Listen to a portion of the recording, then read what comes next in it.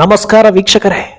China ನಂಬಿಕೊಂಡ್ರೆ ಚೊಂಬೆ ಗತಿ ಅಂತ ಇತ್ತೀಚೆಗೆ ಮಾಲ್ಡೀವ್ಸ್ಗೆ ತಿಳಿ ಹೇಳಿದ್ವಿ. ಹಾಗೆ ಹೇಳಿ 4 ದಿನ ಕಳೆದಿಲ್ಲ, ಚೀನಾ ಫ್ರೆಂಡ್ಶಿಪ್ ನಿಂದ ಅವಾಂತರ ಅನುಭವಿಸಿ ಪಾಕಿಸ್ತಾನ ಗೋಳಾಡ್ತಾ ಇದೆ. ಹೌದು, ಆರ್ಥಿಕ ಪರಿಸ್ಥಿತಿ ಚೆನ್ನಾಗಿಲ್ಲದೆ ಬಾಲ ಮುದುರಿಕೊಂಡು ಮೂಲೆ ಸೇರಿದ್ದ ಪಾಕ್ ಮೇಲೆ ಇರಾನ್ ದಾಳಿ ನಡೆಸಿತು. ಏಕಾಏಕಿ ದಾಳಿ ನಡೆದ್ರಿಂದ ಕಂಗಾಲಾಗಿರೋ ಪಾಕಿಸ್ತಾನ ಪ್ರತಿ ದಾಳಿ ನಡೆಸದಿದ್ರೆ ಮರ್ಯಾದೆ ಪ್ರಶ್ನೆ ಅಂತ ತಾನು ಯುದ್ಧರಂಗಕ್ಕಿಳಿತು. ಆದ್ರೆ ಆಮೇಲೆ ಆಗಿದ್ದೆಲ್ಲ ಬರೀ ಎಡವಟ್ಟೆ. ಇಂಡಿಯನ್ ಆರ್ಮಿ, ಇಂಡಿಯನ್ ಎಕಾನಮಿ ಎರಡೂ ಬಲಿಷ್ಠವಾಗಿರೋದ್ರಿಂದ ಸದ್ಯ ಭಾರತದ ಗಡಿಯಲ್ಲಿ ಪಾಕ್ ಕುತಂತ್ರ ಸ್ವಲ್ಪ ತಗ್ಗಿದೆ. ಆದ್ರೆ ಅತ್ತ ಇರಾನ್ ಗಡಿಯಲ್ಲಿ ನಡೀತಾ ಇರೋ ಯುದ್ಧವನ್ನ ಎದುರಿಸೋದಕ್ಕೆ ಪಾಕಿಸ್ತಾನ್ಗೆ ಸಾಧ್ಯವಾಗ್ತಿಲ್ಲ. ಕಾರಣ ಚೀನಾ ವೆಪನ್ಸ್. ಹೌದು, ಮೇಲ್ನೋಟಕ್ಕೆ ಚೀನಾದಿಂದ ಮತ್ತೆ ಶಸ್ತ್ರಾಸ್ತ್ರವನ್ನ ಖರೀದಿಸ್ತೀವಿ ಅನ್ನೋ ಸ್ಟೇಟ್ಮೆಂಟ್ ಕೊಟ್ಟರು, ಅಸಲಿಗೆ ಚೀನಾ ವೆಪನ್ ನಿಂದಾಗಿ ಪಾಕ್ಗೆ ದೊಡ್ಡ ಹೊಡೆತ ಬಿದ್ದಿದೆ. ಹಾಗಿದ್ರೆ ಆಪ್ತ ಮಿತ್ರರಂತಿದ್ದ ಚೀನಾ ಪಾಕ್ ಮಧ್ಯೆ ಶಸ್ತ್ರಾಸ್ತ್ರ ಮನಸ್ತಾಪ ತಂದಿದ್ಯಾಕೆ? ಇರಾನ್ ಗಡಿಯಲ್ಲಿ ಆಗಿದ್ದೇನು?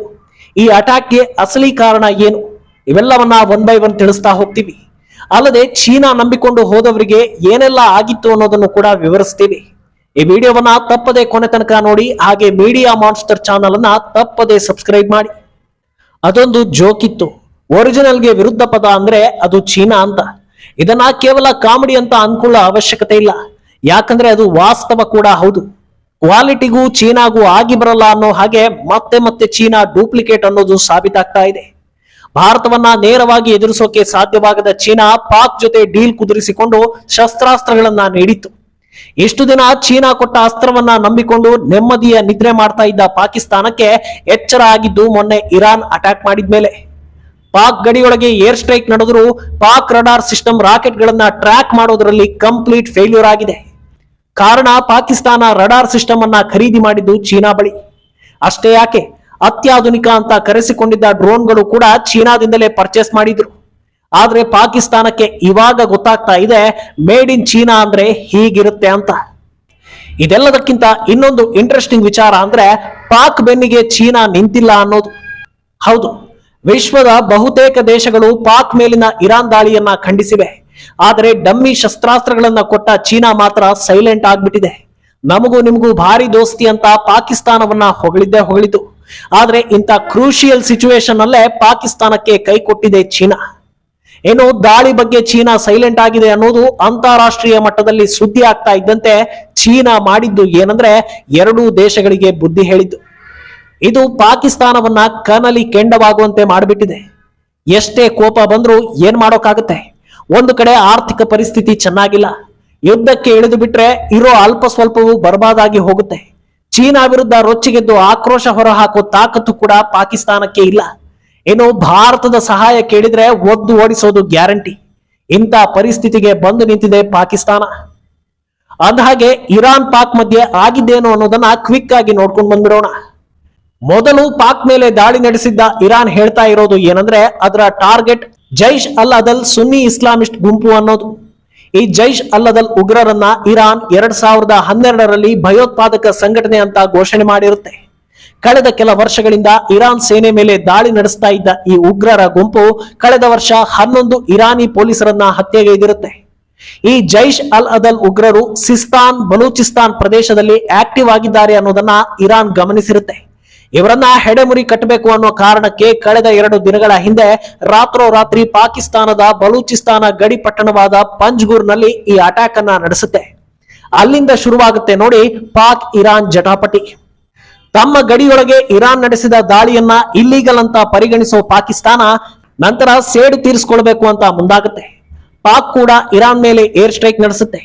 ಈ ದಾಳಿ ಸಿಸ್ತಾನ್, ಬಲೂಚಿಸ್ತಾನ್ ಮೇಲೆ ನಡೆದಿದ್ದು ಸುಮಾರು 9 ಉಗ್ರರನ್ನ ಹತ್ಯೆಗೈಯಲಾಯಿತು ಅಂತ ಪಾಕಿಸ್ತಾನ ಹೇಳಿಕೊಳ್ಳುತ್ತೆ. ಆದರೆ ಪಾಕ್ ಬಲೂಚಿಸ್ತಾನದ ಪ್ರತ್ಯೇಕವಾದಿ ಸಂಘಟನೆಗಳಾದ ಬಲೂಚಿಸ್ತಾನ್ ಲಿಬರೇಷನ್ ಫ್ರಂಟ್ ಹಾಗೂ ಬಲೂಚಿಸ್ತಾನ್ ಲಿಬರೇಷನ್ ಆರ್ಮಿ ಸಂಘಟನೆಗಳ ನೆಲೆಗಳ ಮೇಲೆ ದಾಳಿ ನಡೆಸಿದೆ ಅನ್ನೋ ಸುದ್ದಿ ಕೂಡ ಹರಿದಾಡ್ತಾ ಇದೆ.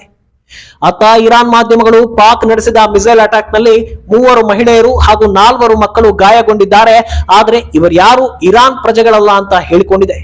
ಈಗ ಪಾಕ್ ದಾಳಿ ನಡೆಸಿದ್ದು ಎಕ್ಸಾಕ್ಟ್ ಯಾರ ಮೇಲೆ ಅನ್ನೋ ಗೊಂದಲವನ್ನ ಉಂಟು ಮಾಡ್ತಾ ಇದೆ. ಇದೆಲ್ಲದರ ಮಧ್ಯೆ ಈಗ ಎರಡೂ ದೇಶಗಳ ಮಧ್ಯೆ ರಾಜತಾಂತ್ರಿಕ ಸಮಸ್ಯೆಗಳು ಉಂಟಾಗಿದ್ದು ಎರಡೂ ದೇಶದಲ್ಲಿನ ರಾಯಭಾರಿಗಳು ತಮ್ಮ ತಮ್ಮ ದೇಶಕ್ಕೆ ವಾಪಸ್ಸಾಗಿದ್ದಾರೆ. ಈಗ ಅಸಲಿ ವಿಚಾರಕ್ಕೆ ಬರೋದಾದ್ರೆ ಚೀನಾ ನಂಬಿಕೊಂಡ ದೇಶಗಳ ಕತೆ ಏನಾಗಿದೆ ಅನ್ನೋದು.